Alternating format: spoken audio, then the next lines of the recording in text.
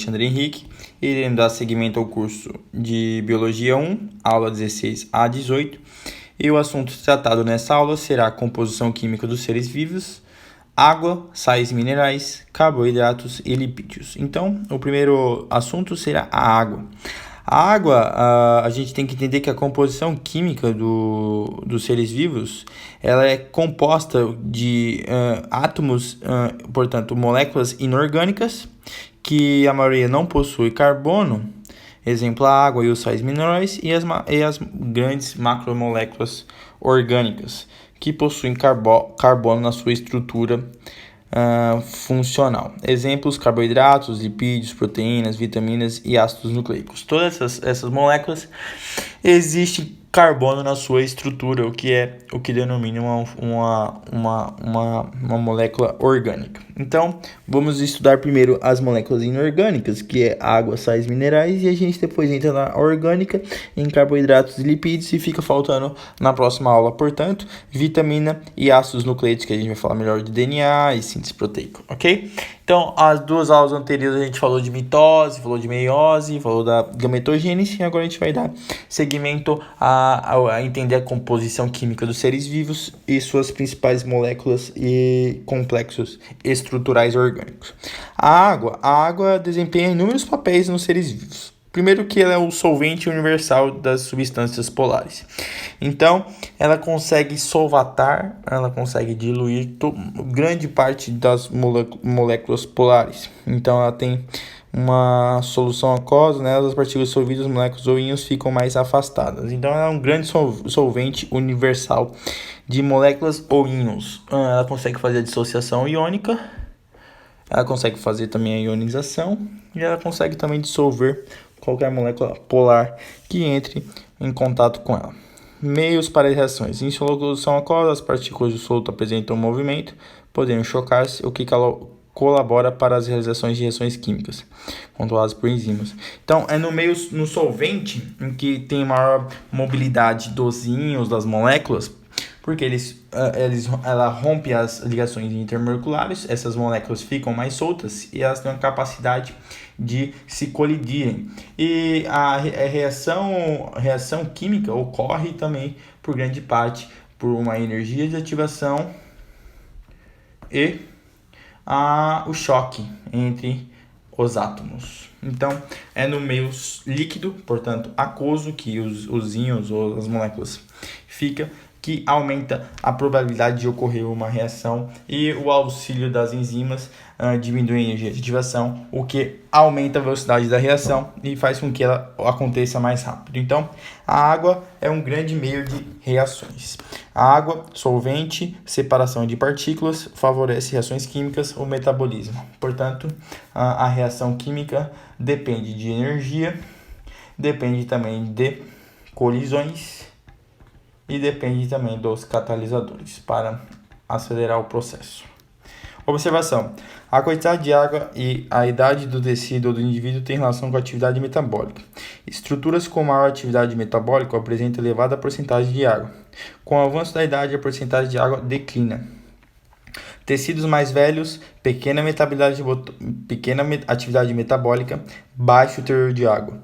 Tecidos mais jovens, grande atividade metabólica, elevado teor de água. Aqui são alguns órgãos e o teor de água que tem nos órgãos. No sangue tem muita água, no encéfalo do embrião também, na parte cerebral, sistema nervoso cerebral. Tecido nervoso também tem muita água, é onde tem muita reação metabólica, muita produção e gasto de ATP em ADP mais PI e respiração celular. Então, esses tecidos, o muscular, o fígado com a digestão, a pele com a proteção, os pulmões com a respiração, os rins com a excreção, o tecido conjuntivo para a estruturação do corpo, o osso para o crescimento, tecido adiposo para a proteção térmica e a dentina para a alimentação. Então, quanto maior o metabolismo, maior vai ser a quantidade de água, justamente para aumentar a quantidade de reações químicas presente naquele órgão, portanto, naquele tecido. De acordo com a idade, se você é mais jovem, você tem mais percentual de água no organismo. por exemplo, de 0 a 2 anos, você tem 75 a 80% de água em um ser vivo. Por isso que a gente vê os bebês tão gordinhos, aquilo é de água. Por isso que se você pegar num bebê e apertá-lo, isso vai doer muito, porque aquilo é água no tecido, você machuca o bebê ao apertá-lo. Não é gordura, não é tecido adiposo, e sim água. E quando você fica mais velho, você vai se parecendo um maracujá, você vai murchando. Então, é por causa da ausência de água no seu tecido. A água é um grande transportador de partículas dissolvidas, porque ela tem a polaridade da ligação de hidrogênio, o que torna ela um grande dissolvedor de moléculas polares e sais. A água pode carregar partículas dissolvidas, como ocorre na seiva dos vegetais e no sangue dos animais. A água, ela tem um alto calor específico, então ela é um bom controlador térmico. Ela estabiliza a temperatura do corpo e de qualquer região que esteja próximo da água, de um grande corpo d'água. Ela regulariza a temperatura porque ela tem uma grande capacidade de não variar sua temperatura com pouca energia. Então a água contribui para o controle da temperatura, pois promove a dissipação de calor, que pode ocorrer com a perda de vapor de água, exemplo na transpiração em plantas e respiração pulmonar e suor nos seres humanos. Então ela tem essa capacidade de captar o calor de forma endotérmica, esfriar o corpo e conseguir o processo de ebulição, portanto, se tornar o estado físico como vapor. Então, ela esfria o corpo nesse processo de transpiração, respiração e o suor pelas glândulas do corpo humano. E também pelo fato de ter um alto calor específico, podendo absorver muita energia térmica sem elevar consideravelmente sua temperatura. Então, ela tem uma dificuldade em variar sua temperatura porque o calor específico dela é alto. Então, as partículas dela demoram para ter maior energia cinética média entre as partículas e, portanto, ela tem uma dificuldade para variar sua temperatura média. Esses são os principais pontos da água. Ela é um grande solvente, transportador, controle térmico e fundamental para as reações químicas. Agora a gente vai dar seguimento e vamos falar dos sais minerais. Os sais minerais são compostos minerais do organismo. Encontra-se em duas formas: íons disponíveis. Encontra em duas formas: íons dissolvidos, dispersos em água, como no interior das células, potássio e cloreto, no fluido intersticial o sódio e no plasma sanguíneo o cálcio. Imobilizados, não dissolvidos e fazem parte de estrutura, exemplo o cálcio, o fosfato, são componentes dos ossos. Tem dois tipos de função plasmática, são componentes de estrutura, exemplo o fósforo integrado na membrana. Função reguladora, alguns minerais como o zinco e o magnésio são fundamentais na atividade de certas enzimas. Então, os íons podem ser dissolvidos, aqueles que já estão na água, portanto já estão no meio aquoso, ou estão dentro da célula ou no sangue extracelular. Intracelular, que é o potássio e o cloreto, que vem do sal, enquanto que no meio extracelular, principalmente nos vasos sanguíneos, existe o cálcio dissolvido, que participa diretamente na coagulação do sangue, na calcificação dos ossos e na contração muscular. Então, é fundamental que esses íons estejam presentes tanto no meio, já estejam dissolvidos, portanto, eles são íons já no meio intracelular e no meio extracelular para realizar as funções vitais do corpo. E os não dissolvidos são aqueles que estão na sua forma original, com nenhuma perda e nem ganho de elétrons. Eles estão na sua forma metálica. É o cálcio e o fosfato que são os componentes dos ossos. A gente pode pegar um osso e a gente pode observá-lo ele como um verdadeiro um sal mineral, um cálcio, um átomo totalmente metálico, sem perda e nem ganho de elétron. Tem a função plasmática, aquelas que estão presentes nas membranas, elas têm a função de estruturar os componentes da membrana ou outros componentes do corpo, e a função reguladora, que são sais minerais que participam das funções da atividade enzimáticas, que as enzimas têm aquele processo de chave fechadura, onde ela é bastante específica. Então, os sais auxiliam esse processo. Vamos falar dos principais sais. A gente pode falar dos minerais aqui, ó. Sódio, potássio e cloro. Sua concentração e movimentação por meio da membrana são fundamentais para vários processos, como impulso nervoso e contração muscular. Cálcio e fósforo são componentes do fosfato de cálcio abundante nos ossos, contribui para a rigidez dos ossos. Fósforo, integrante do fosfato, que traz parte da membrana plasmática fosfolipídios. O fósforo é fundamental, forma a dupla camada de lipoproteica. Cálcio e magnésio, componentes da lâmina média de células vegetais. Isso aqui, o magnésio está principalmente relacionado ao processo de fotossíntese. Contração muscular é o cálcio, desencadeia a contração muscular. Coagulação sanguínea também é o cálcio, participa do processo de coagulação sanguínea. Auxilia as atividades enzimáticas com magnésio, zinco e manganês, chamados de cofatores enzimáticos, unem-se a certas enzimas, sendo indispensáveis para a sua atividade. O fósforo, integrante do ATP, o fósforo ATP é trifosfato, que gera API, o fósforo entra e gera o metabolismo energético. O manganês faz parte da molécula de clorofila, fundamental para a realização da fotossíntese. O manganês é excelente. O ferro, integrante dos citocromos, lá na mitocôndria, que atua na cadeia respiratória, processo em que faz parte da respiração celular, lá na mitocôndria, onde os elétrons têm o seu percurso para a formação da água, o ferro, que conduz, tem maior condutividade de elétrons. Componente de macromoléculas, o ferro integrante da molécula de hemoglobina, proteína presente nos glóbulos vermelhos, e o fósforo, componente do DNA e do RNA. Então, o fósforo é muito importante, hein? Fósforo e fósforo. Fósforo tem uma importância bastante importante na estruturação do corpo humano. Vamos agora falar dos carboidratos. Os sinônimos dos carboidratos são hidratos de carbono, glicídios, glucídios ou sacarídeos. Todos esses nomes retomam ao nome carboidrato, portanto são os seus sinônimos. Tipos principais: os açúcares, como sacarose e a glicose, os polissacarídeos, como celulose e amido, e o modelo de carboidrato é a glicose, C6H12O6. Aqui é uma glicose aberta, então ela é um aldeído, tem várias funções, álcool, e tem um álcool aqui, ó. Aqui é álcool, e álcool aqui. E a cadeia cíclica, que é a cadeia fechada de glucose, é uma cadeia fechada com um heteroátomo aqui de oxigênio. Então, essas duas cadeias são o modelo de os carboidratos. Classificação geral é a quantidade de átomos que tem na sua classificação. Por exemplo, monossacarídeos são açúcares constituídos por uma única unidade molecular, uma só dessa. Exemplos: glicose, galactose e frutose. Essas três açúcares são isômeros, pois têm a mesma fórmula, mas apresentam diferentes arranjos de átomos.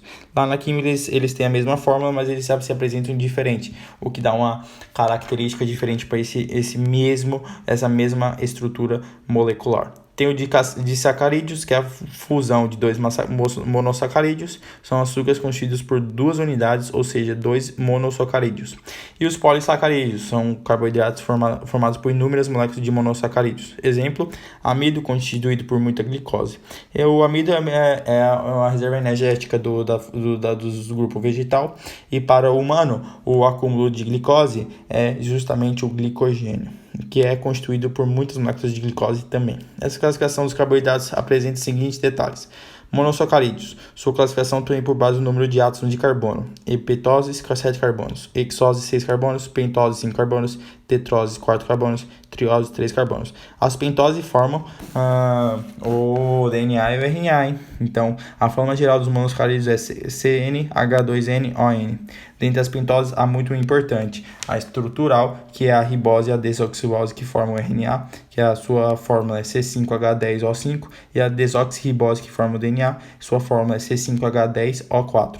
A desoxirribose não tem um oxigênio é um oxigênio a menos, o que deixa essa molécula mais estável. Portanto, o oxigênio, por ser uma molécula mais oxidativa, com a perda desse oxigênio, deixa a molécula mais estável e forma o DNA, que é a principal configuração eletrônica e molecular do material genético dos seres vivos, pela sua estabilidade e pela sua ausência de um oxigênio.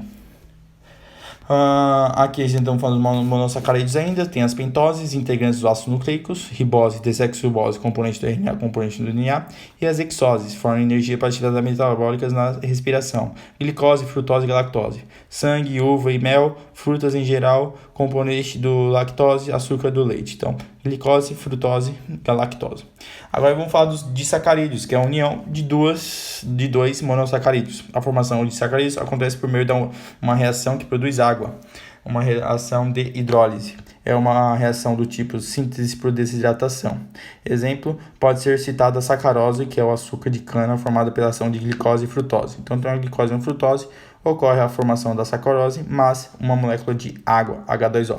Papel biológico dos disacarídeos. Disacarídeos têm um papel energético no metabolismo, na respiração celular e na digestão, principalmente no tubo digestório. Os disacarídeos sofrem hidrólise. Aqui não sai uma água, ao entrar a água, isso aqui sofre uma hidrólise e um tipo de reação química que envolve a participação de água e de uma enzima. Então a enzima quebra essa molécula de sacarose e forma dois monossacarídeos que é conseguido captar pelas nossas células. Forma, portanto, uma glicose e uma frutose, em que a gente consegue pegar essas moléculas com alta carga energética nas suas ligações, quebrar essas ligações e conseguir captar essa energia das ligações químicas, formar o nosso ATP, que é a nossa moeda energética, e assim conseguir sobreviver na forma de ATP, virando ATP mais PI, e conseguir energia para nossas sucessivas reações químicas que o corpo estabelece para a sua sobrevivência. Então, os disacarídeos têm a sacarose, que é glicose e frutose, a maltose, que é só glicose. Então, é duas glicose gerada durante a digestão do amido. Então, a maltose é glicose com glicose e a lactose é a glicose com lactose. Então, tem glicose e galactose. Observação. Monossacarídeos podem ser transferidos do trato digestivo passando para a corrente sanguínea. Então, é só os monossacarídeos. Então, se você come um disacarídeo, ele é quebrado em monossacarídeo e você consegue, portanto, ser transferido para a corrente sanguínea e você consegue usar como um alimento. Conseguir quebrar aquelas ligações químicas e conseguir energia na forma de ATP. Muitos seres humanos adultos apresentam pouca ou nenhuma lactase, por isso não digere a lactose presente no leite. Essas pessoas são as que não conseguem formar a enzima lactase. Portanto, ela não quebra a lactose. E ao não quebrar a lactose, ela não quebra a lactose em glicose e lactose. E isso aumenta a quantidade de lactose, você não consegue digerir isso e passa mal, tem diarreia e assim vai. Então é um problema genético, você não produz lactase. É uma enzima, portanto uma proteína que quebra o disacarídeo em duas moléculas monossacarídeos. E tem também a junção dos monossacarídeos, que é a formação dos polissacarídeos. Isso aqui são polímeros de carboidrato. Poli já diz tudo. Polímero é polissacarídeos. É uma composição, são constituídos por inúmeras moléculas de monossacarídeos. Exemplo, amido, celulose e glicogênio, constituído por muitas moléculas de glicose. Solubilidades são insolúveis, porque é uma molécula constituída principalmente de carbono, e o carbono, a sua junção se torna apolar. Então, a ligação entre as diferentes estruturas de glicose forma o éster. Tem uma ligação de éster aqui e forma o amido ou glicogênio. O amido é na reserva energética das plantas e o glicogênio é dos animais. O amido é formado só de glicose, principalmente, só glicose.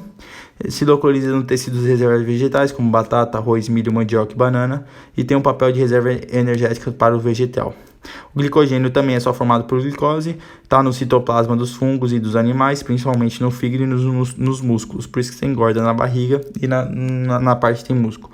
É reserva energética dos fungos e dos animais. Tem a celulose, que é a formação da planta, também é formada por glicose, parede celular das células vegetais e muitas águas, proteção de células, sustentação mecânica dos vegetais. E a quitina é o esqueleto dos astrópodes. É por isso que você tem crack, e aparece lá dos fungos. Então os fungos têm muita proximidade dos humanos, porque eles têm o mesmo reserva energética e a característica dos astrópodes, do exoesqueleto dos astrópodes na sua parede celular. Proteção e sustentação mecânica. Então o exoesqueleto de quitina é fundamental para a sobrevivência dos insetos. Então, polissacarídeos dos seres humanos, eu já falei todos. E agora a gente vai para os lipídios.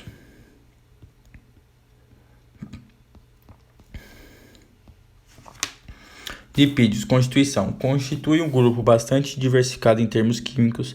Nele, há moléculas com longas cadeias carbônicas, o que dá uma polaridade com uma apolaridade contra a água. Normalmente apresenta carbono, oxigênio e hidrogênio. Os fosfolipídios também têm fósforo. Principais tipos compreendem glicídio, óleos e gorduras, ceras, fosfolipídios e esteroides. Glicerídeos. Nomes populares: óleos e gorduras. Óleos normalmente são líquidos e encontros em vegetais. Gorduras normalmente são sólidas e encontros em animais, por exemplo, no tecido subcutâneo, no tecido adiposo. Composição: resultante de uma reação de síntese por desidratação envolvendo uma molécula de glicerol e 3 ácidos graxos com a formação de 3 moléculas de água. Então aqui é um glicerol, perceba que são 3 álcools. Glicerol são 3 álcools, função OH, mas um ácido graxo que é um éster. Então, e é uma cadeia longa para dar sua apolaridade. Então, quando junto o glicerol com um ácido graxo, portanto um ácido carboxílico, ele forma 3 águas, um ácido carboxílico mais o glicerol forma um éster, que é um triglicerol. Papéis biológicos: importante reserva energética de animais e de vegetais, porque é uma cadeia carbônica bastante grande, portanto tem muita ligação química. E isolante térmico, porque tem uma alta capacidade de reter calor. Amortecedor de impactos, porque é o tecido adiposo, porque é apolar. Responsável por contribuir para a flexibilidade de animais marinhos, como focas, pinguins e baleias. Esses animais têm as suas glândulas de secreção produzida por muitas glândulas que produzem moléculas apolares, o que dá uma maior capacidade de percorrer ambientes aquáticos, porque não tem uma polaridade com suas moléculas. Então a gente vai pelo primeiro. O primeiro aqui é os ceras. Composição: são produtos pela reação entre um ou mais ácidos graxos com álcool, exceto o glicerol. Papéis biológicos: impermeabilização de estruturas, como por exemplo, pode ser citada a superfície do exoesqueleto de insetos e da epiderme de vegetais, como a da carnabeira, na qual se pode extrair a cera. Então a cera tem nas plantas vegetais para combater a evaporação da célula. Então aquela cerinha ali é uma permeabilidade contra a evaporação de água, porque a cera é apolar. Fosfolipídio: esse aqui é a principal composição da membrana plasmática. Composição: a molécula apresenta 2 partes, uma cabeça e 2 pernas. A cabeça consiste em um fosfato, é apolar hidrófica, e as pernas são ácidos graxos, conferindo a natureza apolar hidrófica. Então a membrana plasmática é tanto polar como também apolar. Ela tem um fósforo na sua cabeça e 2 pernas de composição de uma cadeia carbônica, o que dá uma característica apolar para a molécula. Os papéis biológicos são componentes da membrana plasmática das células e das membranas que envolvem organelas como mitocôndrias, retículo endoplasmático, cloroplasto, clarioteca, membranas plasmáticas e todas essas organelas. Aqui está uma membrana plasmática, aqui é a cabeça de fosfato, e a sua perna apolar. Então ela se liga a uma bicamada lipídica, o que dá um caráter apolar e polar para essa constituição de membrana plasmática. E tem os esteroides, que são formados por cadeias complexas compostas de anéis interligados, onde o colesterol é fundamental para a sua formação. Colesterol é o esteroide que possui estrutura química tipo do grupo. Papéis biológicos do colesterol: é componente estrutural da membrana das células animais, não é encontrado nos vegetais, é empregado na síntese de hormônios e esteroides, como testosterona e estrógeno, e tem importante relação com doença cardiovascular. Então, na primeira aqui ele está falando que é um componente estrutural da membrana. O colesterol está ligado na membrana plasmática para dar a sua configuração de membrana. Quanto mais colesterol você tem na membrana, mais ela se torna rígida e você prejudica o processo de circulação sanguínea. Porque se a célula sanguínea dos vasos sanguíneos está com mais colesterol, ela fica mais rígida e ela não tem a capacidade de elasticidade quando o seu corpo bate mais forte e produz uma maior corrente sanguínea, uma pressão alta, onde o seu coração está batendo mais forte e precisa ter uma dilatação das suas veias ou artérias, e o aumento do colesterol dá essa inflexibilidade para as artérias veias, e isso pode ocasionar grandes doenças cardíacas. E também tá diretamente ligado à produção de testosterona e estrógeno, que são hormônios para a síntese da gametogênese. Bom, o colesterol serve como um grande limpador do seu sistema circulatório. O LDL ou HDL, portanto, o HDL ele é o bom porque ele consegue pegar todas as gorduras que estão nas suas veias, se ligar a molécula e conseguir jogar lá na bile, para que você consiga depois digeri-la e formar as fezes. Mas quando você tem uma alta concentração de LDL, ele já está com a sua composição química todo saturado de gordura. Então ele acaba deixando essa gordura nas células. Ele não é um limpador igual ao HDL. Então o HDL serve para limpar todo o sistema circulatório, pegando assim todas as gorduras que tem nesse sistema. Então aqui está os quatro tipos de lipídios. E vamos para as questões. Recomenda-se frequentemente aos vestibulandos que, antes do exame, prefiram alimentar alimentos ricos em carboidratos, glicídios, em vez de gordura e lipídios, pois essas são geridas mais lentamente. Além da função energética, os carboidratos exercem também funções estruturais, participando, por exemplo, do sistema de sustentação do corpo de animais e vegetais.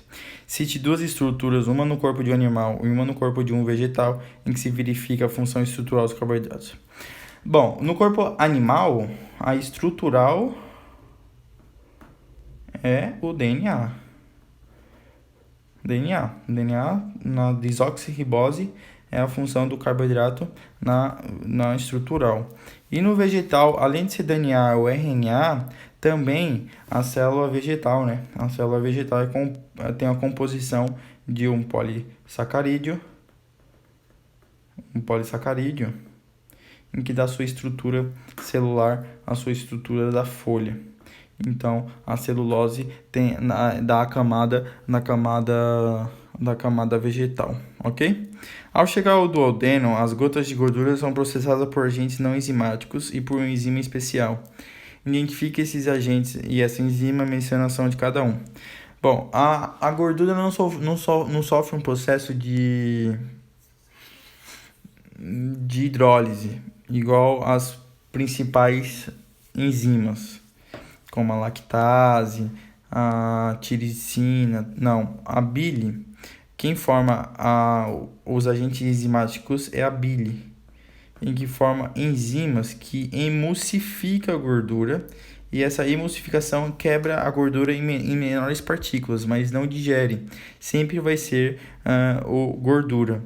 Então, eu mencionei como que a ação, a emulsificação de uma gordura, quebra em moléculas menores, mas constitui a mesma gordura, não quebra em moléculas menores, e sim só menores em tamanho, mas não em unidade, só carboidratos que quebram em unidades. Então, a gordura sofre um processo de emulsificação, tem suas moléculas quebradas em tamanho, e assim sofre o processo de digestão.